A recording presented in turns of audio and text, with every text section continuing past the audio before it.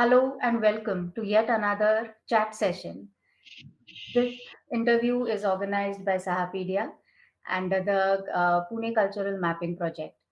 Today we have amongst us a very young and dynamic Kathak dancer, Shilpa Bhide. She is a senior disciple of Guru Shama Bhate. She has a flair for languages, as of course she has graduated in English and has a master's degree in French. She has her own dance school by the name Bilwani School of Dance, based in Pune. She has performed as a part of Nadroop's performing unit, as well as helped in coordinating workshops and lecture demonstrations of renowned artists under Nadroop. Currently, she is working at Swadha Waldorf Learning Center, where she combines dance and academics in a very interesting way to enable the students understand the basics of regular academic subjects. So we'll be talking more about that in this session. Welcome, Shilpa. Thank you, Neha. Thank you for this warm welcome. And Yes. thank you, Sahapedia, for giving this opportunity to put forth my thoughts before a wider audience. Thank you so much.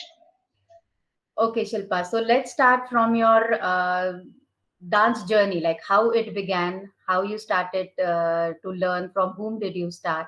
Were you based in Pune right from the beginning? No, my dance journey started like any other child's dance journey. My parents thought that I was fit to be sent to a dance class because I used to play music at home on the television and dance by myself. So they thought they might as well send me to a class. That is how it began, like everybody else. And I started learning under Dr. Suchitra Harmalkar, as at that time I was based in Indore. And Suchitra Tai is a renowned exponent of the Raigad Gharana of Kathak. I started my initial learning with her, but it was more like childlike. Mostly hobby classes. Half the time, I don't want to go today. I'll definitely go tomorrow. That is what kept on happening. But Suchitra Tai instilled a very strong liking for dance in me, which when I came to Pune under the able and scholarly guidance of Shamatai has blossomed into what it is today. So I came to Shamatai at the age of around 18 years, with about 7, 8 years of learning behind me, and started my journey with Shamatai. Really seriously, dance began for me only when I came to Shamatai. So that's how it has been. And then I went on to take a master's degree in dance under Shamatai's guidance. Great. So, like everybody knows, dance is a performing art, So, still,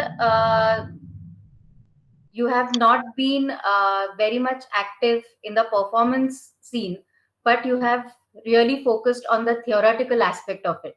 So, what is the reason behind that? It's a very interesting and curious question because for me, in my head, there is really no distinction between theory and practice, honestly.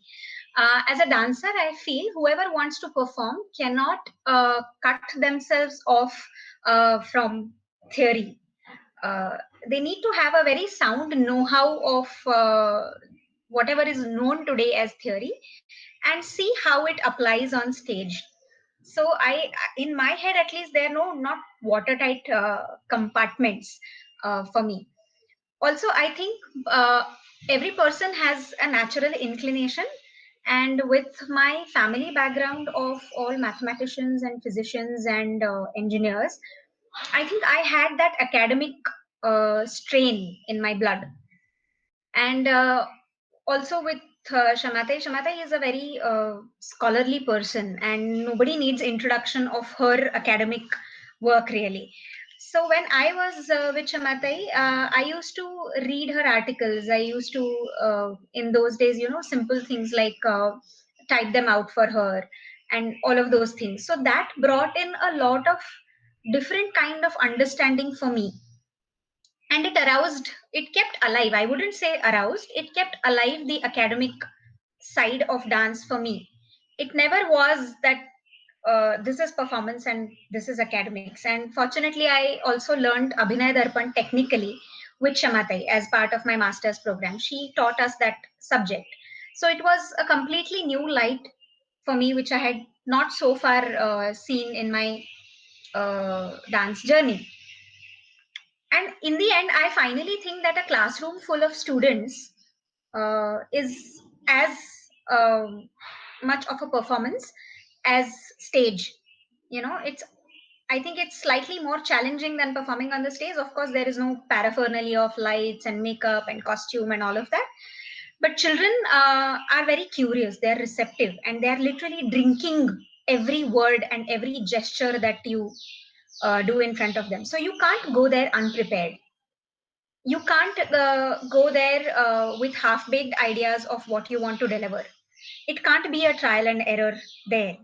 So, in that sense, it is very much of a performance and a live one, and which comes to you every single day. In that sense, I feel that yes, I am looking at the academic side of it, but it is very, very alive and performative for me. Yes, that is very well said. That performance is, I think, more, of course, as you said, more challenging than performing on stage, because on stage you are prepared. You know that nobody is going to question you over there. But in a classroom, yes, you will be faced with a lot of questions, and you have to be prepared for that. So, your current work actually is very interesting. You are combining dance and regular academic subjects. So, to make them, like, to clear the basics of normal regular subjects. So, how did that idea come to your mind, and what really inspired you to take up this initiative? So the first seed of this idea was again sown when I was with Shamatai. Shamatai had a very dear project, uh, and which unfortunately did not take off the way it should have. Things were not so conducive to it. So she was thinking of teaching concepts in geometry. So pyramid, a triangle, a straight line, parallel lines, all of these things through dance, not necessarily the traditional classical dance, but through movement, which was obviously steeped and based on the Kathak vocabulary.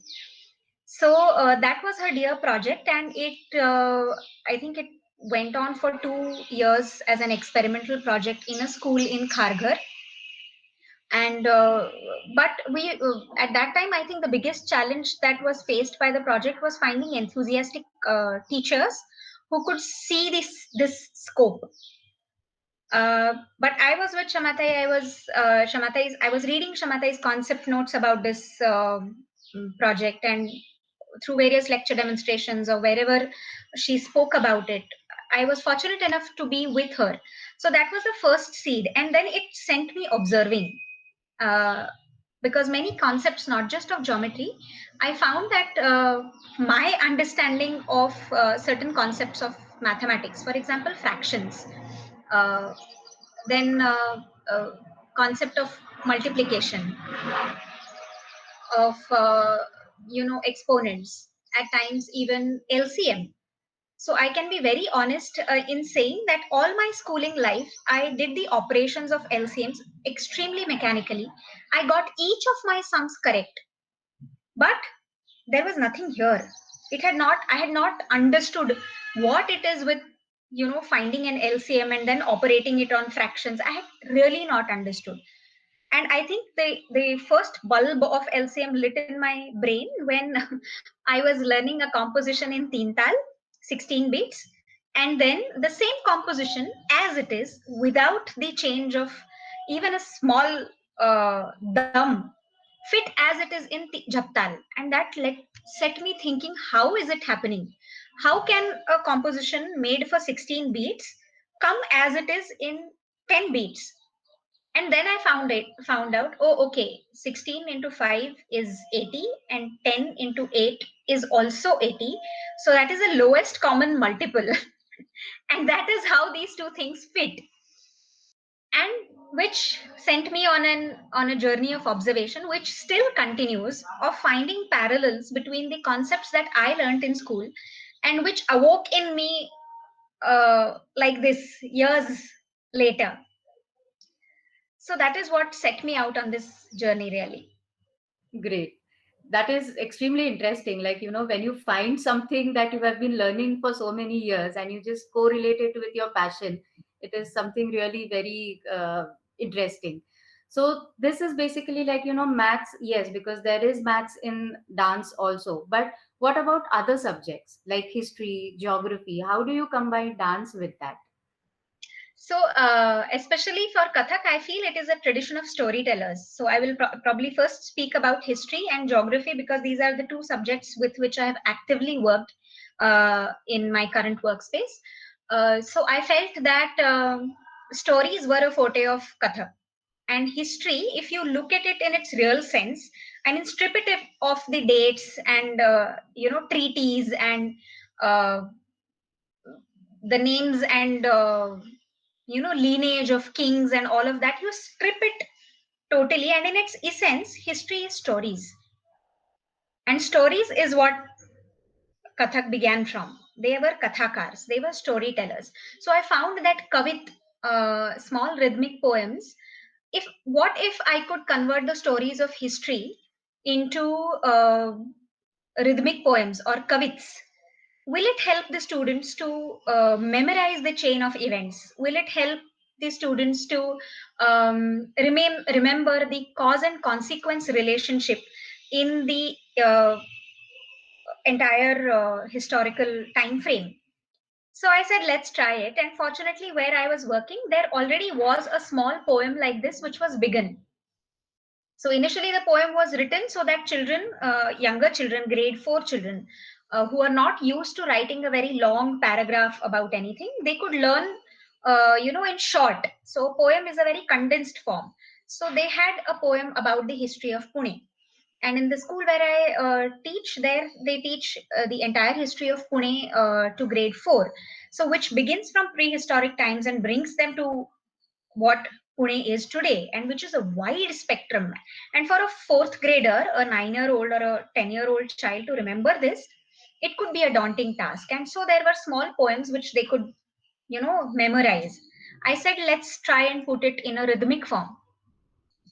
And so I edited that poem a bit and made it into a maybe 28 to 30, 32 paragraphs, small quartets of events, and it worked very well. Over the entire year, we were not only able to memorize the poem, the history of Pune was known to them by heart. There was no confusion of who comes before. Was it Shivaji before or was it the Peshwas before? What was the sequence of the names of that city? And what is the ethos today? All of it condensed in the form of a kavit. I will probably demonstrate a few lines. It was written in Marathi at that time, and we performed it at the end of the year. We choreographed it, uh, and these were all non-dancers, by the way. So we choreographed this whole poem with a bunch of non-dancing children, and we performed it at the annual day. I will probably show a clip later, but I would like to recite it first. So it goes like this, and it begins in the prehistoric times. अनेक अनेक वर्षांपूर्वी किर्रघनदाट अरण्यातुनी मुळा मुठाया दोन प्रवाहिनी मानवात खुणविती. होता होता वाढे वस्ती अरण्यात नंदनवन होई गुरे वासरे घरे निशेती देऊळ होई नदी तटी. आटपाट ते एक नगर असे पाचू जैसे हिरवेगार मुळा मुठेच्या संगमावरी देऊळ होते Punyeshwar. And so right from the beginning of when it was a small village to what it has become today, the center of education, of culture. So in this sense, I think I can relate dance very well to history.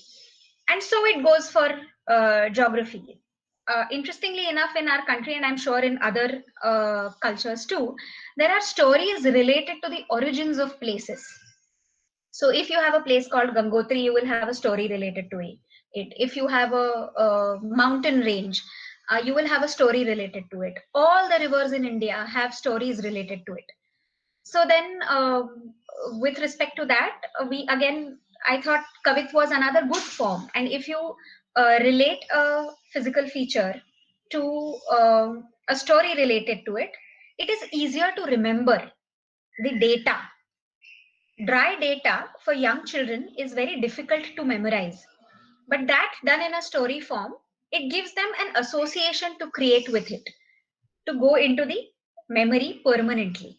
So with that thought in mind, I wrote poems about the origin of Godavari, of the origin of, they did something in Hindi on the origin of Ganga. Similarly, they had something on the origin of Brahmaputra or even Sindhu, so Kaveri. So we did stories, and some of them we learnt by heart in the form of kavit, and some of them we wrote as stories. So that brings in literature again. Okay. So one question, like, is this module, is this a part of the regular syllabus of the school or the center that you are teaching at, or this is something extracurricular where children volunteer to come, or it is compulsory for everybody? No, no, this is a part of the education system itself. So versifying things, I mean, not versifying literally, but connecting them to stories and making it more heart oriented, in the sense, making it more feeling oriented than giving it a very I don't know, in the current education system there is no place for feeling. Anybody who is mathematically intelligent or has an analytical mind finds it very easy to go through the current education system, because it is all information oriented. There is, I feel, for a dreamy child or for a child who struggles with data or with numbers, there is no scope for that child in the current education system, which is accounted for in this philosophy, which is called Steiner philosophy. And so it is very similar to what probably must have been our ancient Gurukul system, where there was one master teaching several classes and several age groups together. And the point was to understand what is being taught. The point was not to clear an exam at the end of it with a given particular standard of score. So that is what lies at the heart of this system that I am working in, and which had been at the back of my mind also, even since ever since uh, I was a student, because I did not enjoy mathematics, though I enjoy it vastly now because I learned dance. But it was not so in school. I used to fare well. It wasn't as if I was bad at it or anything. It was just plain boring, uninteresting for me. So, operating on fractions in a notebook is very, very different from having a cake brought in for the entire class, working out how much of that cake comes to everybody so that it is a fair distribution. That is a much more interesting way of working with fractions than, sitting and poring over those numbers in a notebook. And that applied to every subject. I could remember stories from history, but not the dates. I have written an entire graduation paper on history without mentioning a single date. So you can imagine how bad I was with it. But that did not mean that I didn't know my history. The system required me to remember dates. They were not concerned with whether I know the train of events, whether I really have taken my lesson from the history that is being taught. So these were certain concerns that, I don't know, I mean, they troubled me uh, from when I was a child. But so just to give you another example, for example, if uh, we have all done those sums of ratio and proportion, that if one person can do this task in that much amount of time, if there are two people put to the same task, how much of time will it take? Or, there is one tap leaking and the tank drains in X amount of time. And if there are two taps that are leaking and one tap that is pouring in. So at that time, it was such an artificial scene for me to figure out those ratios and proportions that I used to feel, why can't you stop that tap from leaking in the first place? That should be your solution, isn't it? And nobody was talking about those things. Everybody was concerned with how much time will it take the tank to fill up with two taps leaking. The concern should have been how to stop that leak. Water is a precious resource. So can we think of things which will make sense to children? If I am clapping at this speed and you're clicking your fingers at this speed, it's an interesting thing. There is music happening. And can we study the proportion between, so how many of your claps to how many of my clicks? That is a more practical and alive way than, imagining insects climbing and lizards coming down at X speed to eat them, etc. It's weird. It's unreal. Very And true. does not deliver the concept in any case, because the person is not involved physically, bodily, sensually not involved in the process of learning. So that this all of this thought is at the base of the philosophy that I was working in. So I got a very fertile ground in which to work, and that is how I have been able to do certain things till date, which even applies to literature, learning of concepts of grammar. Poetry is a much easier way to bring things in, or make people understand. I remember I struggled so hard when in my uh, literature papers, when they asked me to define what a metaphor was. I understood it, but to define it, quantify and write it down. But with the same thing, when I act out kavit to my children, they instantly understand. When I say Chandravadana and I show a Chandra and a Vadana, they immediately understand that it is the moon and it is the face, and there is a comparison between the two. And that's a metaphor. Simple, done. And then their brain is free to, analyze and put forth their opinions and observe. So it is a very direct method of uh, teaching, I feel, and a It very is engaging one. exactly. It is very interesting, and I think for young children, it will be more. They will be able to relate and apply it later on in a very nice and organized manner. So Absolutely. basics will be clear at a very young age. Yesterday, when we were discussing, Shilpa, you told me a very interesting story about the Vindhya mountain range. So, can you tell that to our audience? How you related geography with dance? Yeah. So, like I said, every physical feature in India has a story behind it. And so was true with the Vindhya mountain range, that the um, Aryavarta was limited to the north of Vindhya. So all the Hindi speaking region of today, now you see demographically how the picture gets formed. It's a mental picture that gets formed, that all the Hindi speaking people lie upwards of the Vindhya range. Now, this entire Aryavarta was north of Vindhya range, and there were people wanting to go southwards, but Vindhya was so tall, and it is an old mountain range. So it was tall, and it was impossible to cross it. So one rishi, I forget the name. I'll probably get uh, that name sometime. It just slips me now. So Rishi, he wanted to cross over, and he requested the Vindhya that, will you please bow down? And Vindhya also, out of respect for the knowledge of that Rishi, he said, all right, I'll bow down. But Rishi said, it does not make sense for you to bow down now, because I will also have to come back. What will happen then? So he said, I'll wait for you bowed down till the time that you come back. And so the Rishi, came to the south of India, and he never went back. So till date, Vindhya mountains are bowed down, and this makes a correlation with the concept of when children learn about mountain ranges, there is a concept of old mountains, and there is a concept of new ranges. So old ranges and new ranges. So if you go to geography, you will find that Himalayas are a younger range of mountains, and the Vindhyas are an older range of mountains. So the technical explanation is that wear and tear, tectonic movements, all of that has contributed to Himalaya shooting beyond the Vindhyas. But this, for a non-technical mind who cannot remember data and crude information, it is too much.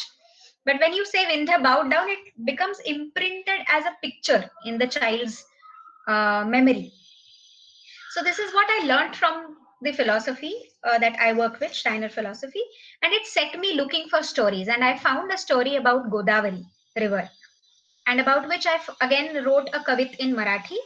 And now, fortunately, I have translated it recently. It has been my lockdown activity that I translated it to Hindi, and I gave it the form of a Lamchad Kavita. I'll probably recite a few lines here and share a video about it. We can see it because I choreographed it in pure classical style as well. So it is not just one-way traffic. Things from there are coming into my performance as well. So, like I again said, it is not a purely academic thing. It is still performative.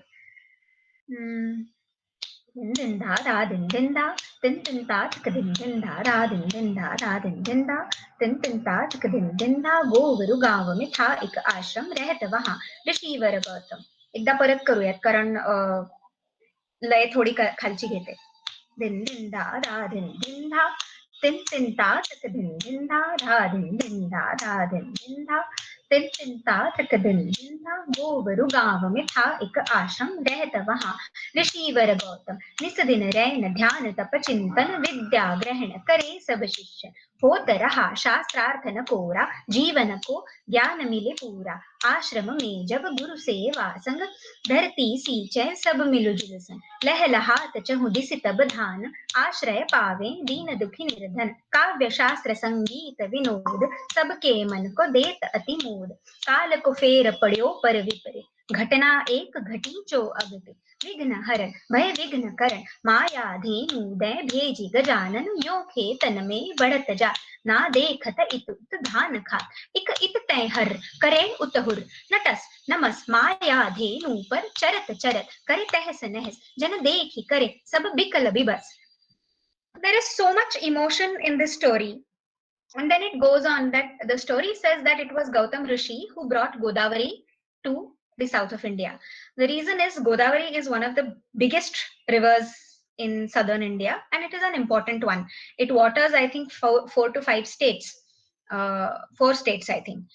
See, again, I forget the numbers, but I don't forget the importance of it.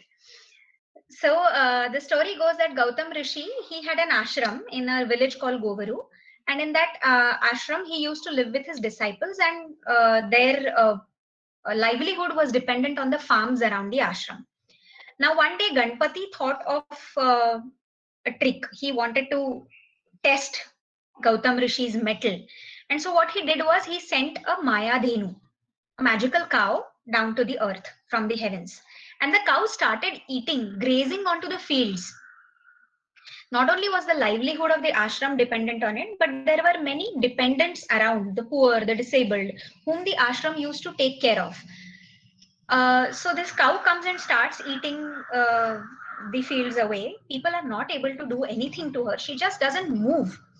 So they call Gautam Rishi. Now Gautam Rishi is a tapasvi. So he takes up his darbha grass and he comes and gently taps the cow on the head with the intention that he will probably transfer his intention to her, and he chants a mantra so that she goes away.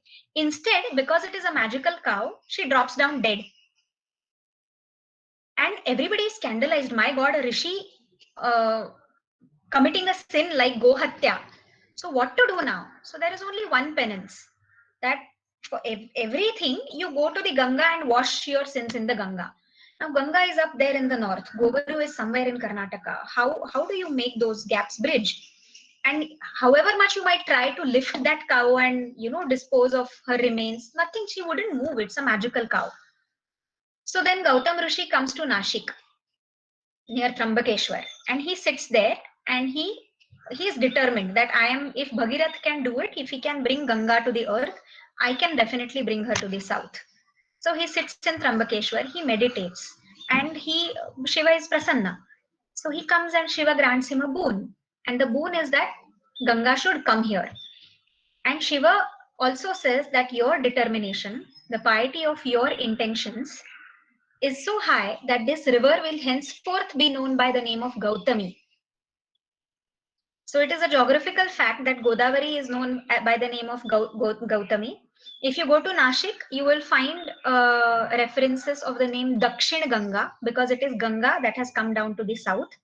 And then she is also Godavari, we know her by the name of Godavari. So you see so many geographical facts packed into one small kavit, rendered interesting because of the rhythm, the changing chanda, and musicality, and it is fit. None of my children have forgotten it. They learned it in class 5, they are now in class 8, and they still remember the kavit. So this is the beauty of it all, and so many cultural facts also. What the current system is doing is they are alienating us from the facts, from the beauty of our own roots. So this was probably, if we look at all the verses about all the gods and goddesses, or so the symbolism behind it and the beauty of all that symbolism, the kind of intelligence that is required to grasp a multi-layered, I hate the word narrative, but a multi-layered, let us say, a text. So the kind of intelligence that is required, multifaceted intelligence, that has sort of got limited to simple analytical and fact oriented. Whatever is obvious in front of me, I understand only that much, which was not so about all our traditional learning. If you see, our classical art forms have kept that alive, that a teacher will never impart just the dance or just the matter. He will talk about philosophy, he'll talk about who created it, given a given composition. He'll talk about the lineage of that particular composition. So there is a, and plus, of course, with literature, you come into, so it's a multi-dimensional, interdisciplinary learning. A dancer cannot be ignorant of music. A musician cannot be ignorant of rhythm. So it is, learning in our country was never watertight, which is what our modern system has made it, and hence made it more difficult for many children to cope. So I feel that dance has that scope of making it easier for them to understand, making it palatable for them. They feel the will to learn, and they grasp the concept. They may not be able to reproduce it in exams because that is a different skill altogether. It has nothing to do with the understanding of the concept. Correct, correct. My next question was the same, that how have the students reacted to it? What output have you got from the students? So honestly, this concept is still new for even for me. It has only been 2-3 years that I have seriously begun engaging with it and putting my serious efforts to it. Uh, and outcome one which I observe uh, across grades, across age groups, is that children are very interested in what I'm doing with them. So they're looking forward to my language class, they're looking forward to my geography class. I don't find that in a class there is one single child who says, oh god, another Hindi class, oh god, another geography class. That is not happening in the first place. Even if I'm teaching difficult topics like chanda, so chanda is a very complex topic in poetics or literature. Even if I'm teaching that to children, they are finding it easy to grasp. And that, keeping in mind that everybody has a different competence with languages, everybody has a different flair and talent for languages, and despite all of that, everybody has understood the concept. So that is one thing, but I have not yet been able to quantify, as in I cannot give you data, numbers are not yet available, because the experiment has been limited to this one school, which anyway had a seed of all this thought in its philosophy. So it remains to be seen how it will work for children who come from hardcore traditional conventional schools. Yes, So it will be very interesting to see how those kids relate to it, because the system in which they are right now, it is very difficult for them, as well as I think for parents and the school to accept this. So, but I really hope that they do, and you will be able to, spread this module to all the conventional schools. So, are you I planning to do that? I would like to do it very much. it would require a mechanism which I have only now begun building. So a system, or as you call it, a module, it is not yet a concrete module as such which can be offered, that okay, I will work with these 100 students in this school with the mathematics module. So it is not yet on that level of design. It is still in its very, very nascent stage. And honestly, uh, I don't know if schools are open to this yet.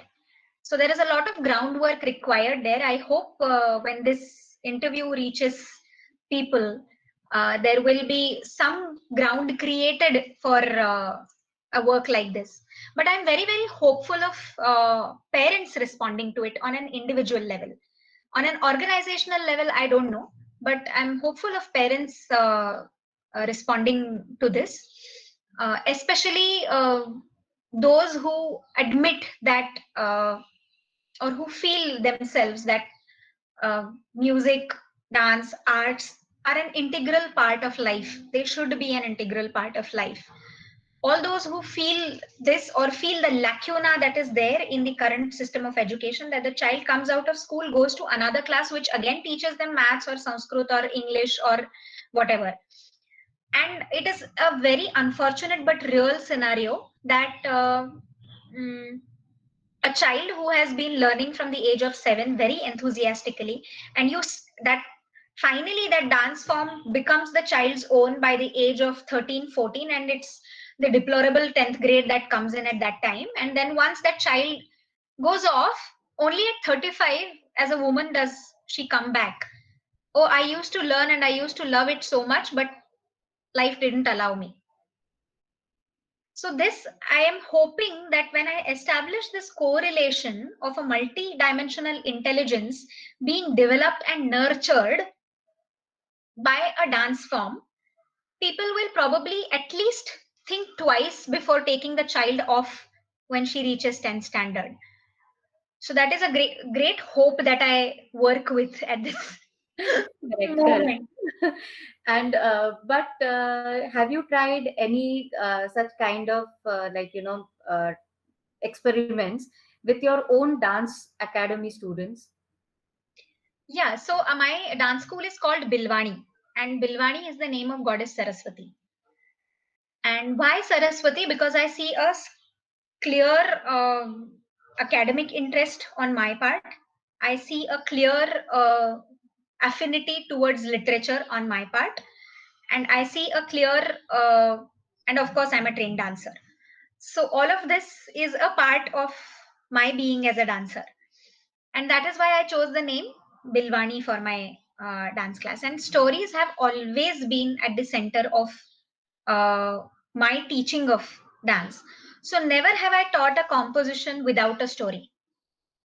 So let's say if I'm teaching them a theita theita the, so it is, I know that that composition came from Mohanrajji Kalyanpurkar to me. So just like I'm trying to make a link of dance with academic subjects, I'm also trying to link uh, other modes of delivery to my dance form. So storytelling remains at the heart of my teaching. I would always tell them how this composition came to be learnt by Shamatai, as she had told us.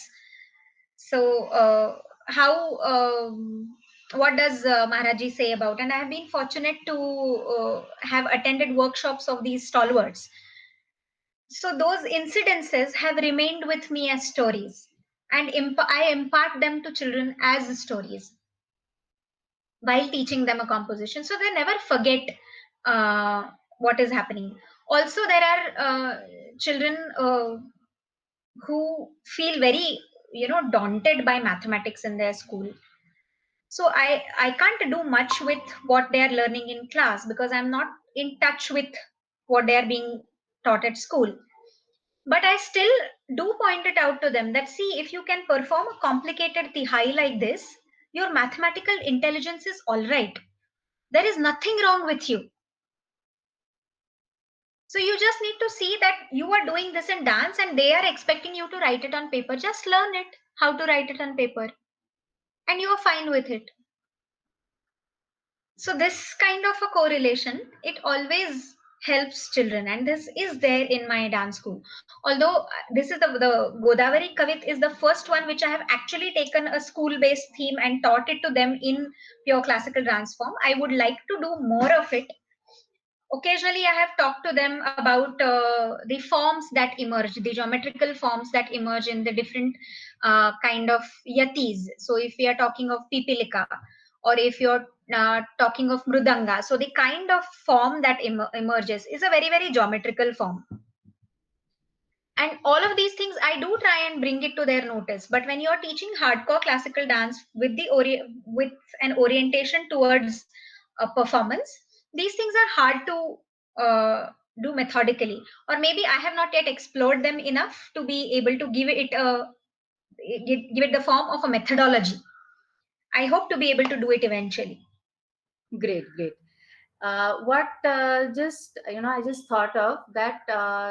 Of course, the body language or the movement that you are using to communicate all this will be Kathak based, or have you experimented with some contemporary movements too? Because some concepts might be little bit as you are working with non dancers too. Some movements might be hard for them to relate to or grasp. So, have you experimented in the movement vocabulary also? I have, honestly. I use a lot of mudras. So, pure classical mudras is what they enjoy doing. Also, because for a child in a school who has never been to a dance class, to discover that my finger can do this, my finger can, oh, my two fingers can bend like that too. Or, oh, this also is a position that I can achieve deliberately. It is a very interesting process for them. And they enjoy, and it sort of gives them a new language to talk in. So I've also observed that after my movement class, for an entire period or so, children talk to each other during the class using the mudras. So it's another thrill for them. But or they go home and tell their parents that this is not how you do it. I'll teach you. This is not how you do it. And when the parents try and say it's not right, let me teach you. Or you better still, you go to Shilpate, she'll teach you. So in that sense, um, it has worked out well to the level of mudras. When it comes to body language, yes, because they are not trained bodies. So even if I give them a Kathak movement, it is going to look like a contemporary one, because that is how it expresses. And as long as it looks aesthetic, I have not had a problem with that. So when we composed this poem of Anek Anek Varshan Purvi, we stuck largely to the gestural language, or even the line. So if I wanted them to say that, okay, that is Shivaji, and so he is like this. So I didn't allow them to go this. They had to be like this, the chin up, and so, which is a very, very Kathak stance. But it does not look the same when they do it. So all of that, and it does change even if I execute it or I show it in a Kathak way, because they are raw bodies and they have their own expression. Honestly, that is one revelation that I have had in this time, that every child has movement steeped inside. You have to allow it to open up. They will have their own way of telling you how a horse gallops, how a person will hold a talwar. And you can't tell them that, okay, raise your hand this much, or have your fist tight. You have to express it again through stories. You have to tell them, see, he is going to strike now. How are you going to strike? And then you stop them, catch them in that moment. So when you catch them in that moment, that is when they become aware that, oh, that's how I was going to strike. I need to stand like that. So you can't teach it to them the way you teach hardcore classical, or you can't expect the same lines that you would expect from a trained body. I cannot go much beyond my Kathak body, because it has trained for so long that anything that comes out the Kathak way. So in that sense, I have not deliberately gone outside of my vocabulary, but I have allowed other vocabularies to emerge. So I can't say that I work in the traditional Kathak format. But I can't deny that either. That becomes very obvious actually, because when you are working with children, non-dancers, the and I think the objective is something very different from this. So this kind of liberty is, I think, quite acceptable. So I think it has been a very enriching session for me, Shilpa. I have learned so much from all this, and I think, if at all you can make it into a nice module and spread it out to many schools, this will work like anything. I mean, the children will be overjoyed, and dance basically will reach out to each and every student who is capable, not capable, anyhow. I mean, but it will be a really very enriching process for them. I agree with you completely. There's this whole thing of reaching out to more people, because every moment that I have worked with a class in the school that I work with, I have always thought of uh, those children who are away from this. Why should they be deprived of an experience like this? It may not help them in exams, and I think the onus lies greatly with parents and teachers to see that exams are just a gateway. They are not the ultimate end of your schooling. It's only one another stepping stone, one another stop or a pit stop in the entire journey. And for the journey beyond that pit stop to be meaningful, there is much more that needs to go into the making of the student. I have always realized this when I learned with Shamatai, that it was not what she was teaching me that attracted me or kept me with her. Of course, that what was so rich that there is no questioning it. But it was also how she taught us to learn. She taught us how to learn. She taught us that attitude of learning, that when you are looking at a composition in front of you, what is the crux of it? What is it that you need to learn? Right from the body to the philosophy behind it or the story behind it. So it was never about getting a tukda right. It was always about making it your own. And it may have started with, okay, don't question me for another 15 years. But in the end, it was about discovering what it was. So this journey, which happened for me in classical dance, and which many children miss, and which did not happen for me in my schooling or even in my further, studies, I'm thankful to dance for having given me that opportunity to build something greater than a degree or than marks. And it would be great if everybody can have that, can walk that path at least for a little while. And if it makes their current job slightly easier. Yes, absolutely. I totally agree with you. And on this beautiful and hopeful note, we will conclude today's session. And I really wish you all the best for this endeavor of yours. And I genuinely wish that this spreads to a whole lot of students across India. So, Amen. Thank you so yes. much. Thank you, Shilpa, for joining us today. And it has Thank been you. an absolute pleasure talking to you. Thank you. Thank you so much.